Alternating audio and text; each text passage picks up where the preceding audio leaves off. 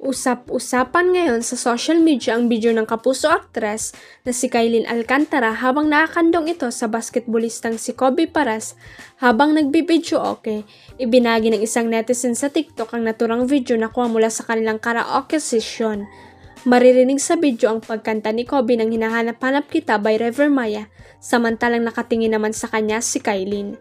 Nagkatawanan pa nga ang dalawa at tila enjoy na enjoy ang kanilang moment together. Hindi naman matukoy kung saan o kung kailan nga ba nakunan ang video, pero talagang super happy nila Kailyn at Kobe together.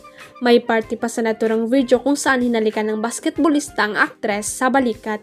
Samantala sa naging panayam ni Kailyn sa 24 oras noong August 16, 2024 na nakatakda silang lumipad papuntang China para sa kanilang upcoming project together.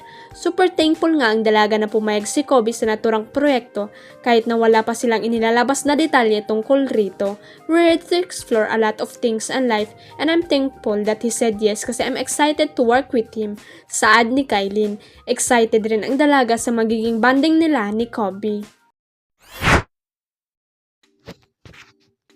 Binahagi ni Alvi Casino kung paano nabago ng pagiging isang ama ang kanyang buhay.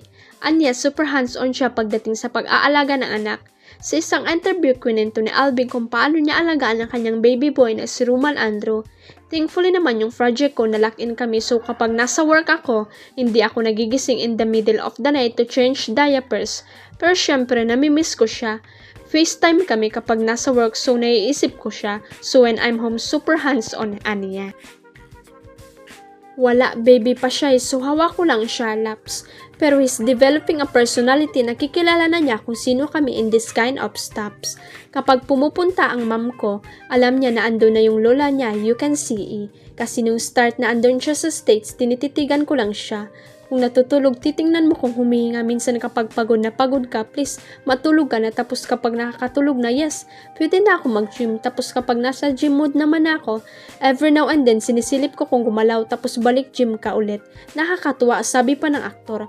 Hindi naman tinanggi ni Alvin na natakot siya sa pagiging ama, pero kalaunan ay naging excited din siya. At first takot diba, naging excited rin. It just turned na ito na yung kailangan kong gawin, this is my life now. Pero it's the best feelings. Paliwanag niya.